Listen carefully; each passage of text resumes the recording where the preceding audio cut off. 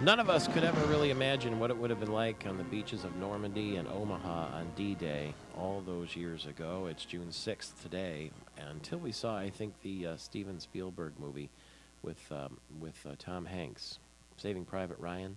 It all sounded so, almost glamorous and heroic about storming the beaches of France and making our way into the Second World War, the United States soldiers. But the heavy, heavy losses that were taken that day and depicted in that picture made it unimaginable. A living hell. Gary Austin, the anchorman, has spoken first person, face to face, with someone who was on those beaches that day, haven't you, Gary? Yeah, Walter Adams, born in Austria in 1922, passed away sadly in September of 1998. I talked with Walter Adams about his wartime experiences during a feature on D-Day I recorded and aired in the Michigan market in June of 1994, then the 50th anniversary of D-Day. And here Walter Adams talks about what it was like.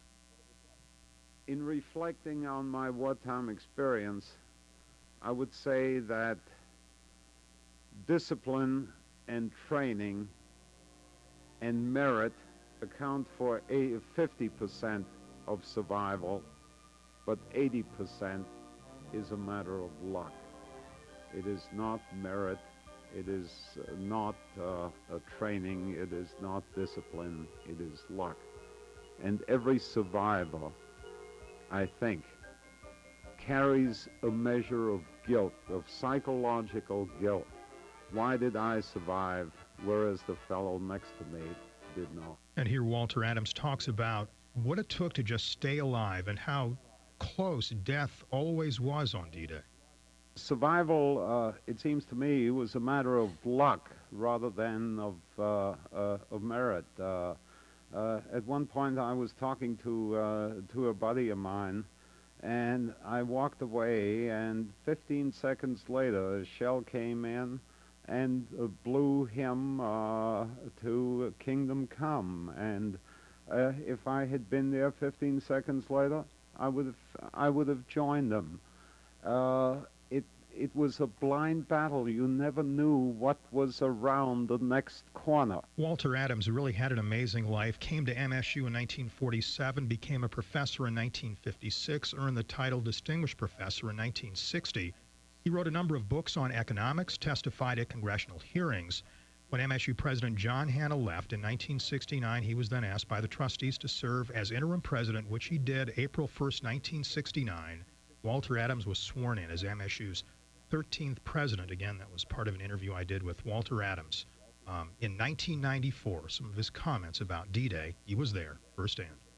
Thank you very much for that, Gary, the former MSU president, the late Mr. Adams. We sure appreciate hearing his voice every year as we remember D-Day, the beaches. And that apparently this was a big surprise to Hitler, who thought he had us outsmarted. And one of the things, if you study it and you read it and you learn about it, is how absolutely gruesome it actually was. Yeah, it really, when you take into account, too, the Germans were outnumbered 10-1, but they had that strategic advantage.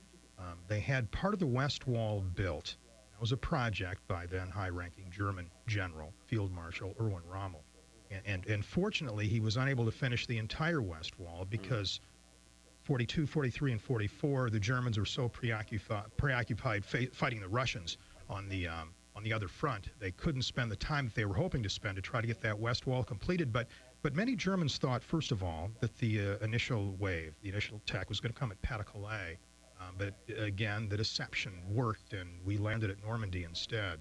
And it's a good thing that Erwin Rommel, his advice was not taken seriously. He was the one, the only field marshal, in fact, who specifically said, we have to stop the Allies at the beaches. If they establish a beachhead, the war's lost. Other German generals said, and Hitler agreed, that we could fight the Allies back, let them form that beachhead, and then let them have it once they set up the beachhead. But as history now shows, that was the wrong tack to take, because once that beachhead was established, my gosh, the arms and munitions, supplies and troops just poured on through. And that was in June of 44. And by May of 45, imagine that, in less than a year, those Allied troops made their way through southern France, up through Belgium, Holland, Luxembourg, into Germany, and Berlin, ending the war in late May 1945. They did all that in less than a year. And Germany, remember, Germany invaded France in June of 1940. So they had a chance to set up shop. I mean, they were there for all those years. They had defensive positions established, just in case, for the eventuality of what happened in June of 44. Through all of that, managed to fight our way through it all and accomplished it all in less than a year.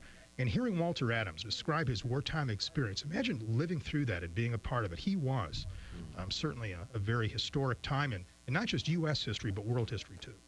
I've been to France, but I've never been to Normandy.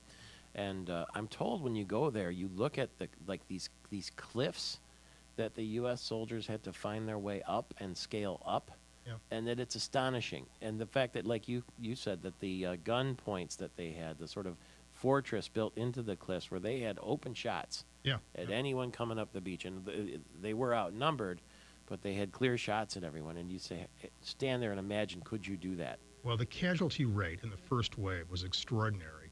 And often overlooked, I think, Michael Patrick, or the impact that the paratroops made before the actual landing itself. I mean, we dropped quite a few paratroopers behind the German lines to disrupt communications, to kind of get in the way of things, to help the French underground, who's also played a very big role in making all this happen when it did. So everything all just came together. The timing was right. You know, actually, D-Day was supposed to take place sometime in May, but the weather was so bad, forcing head of the Allied command, who was behind the operation, General Dwight Eisenhower, to postpone D-Day a number of times before finally deciding on June 6th, this date in history, in 1944. D-Day 2011. He's Gary Austin. I'm Michael Patrick Shields. Back in a flash.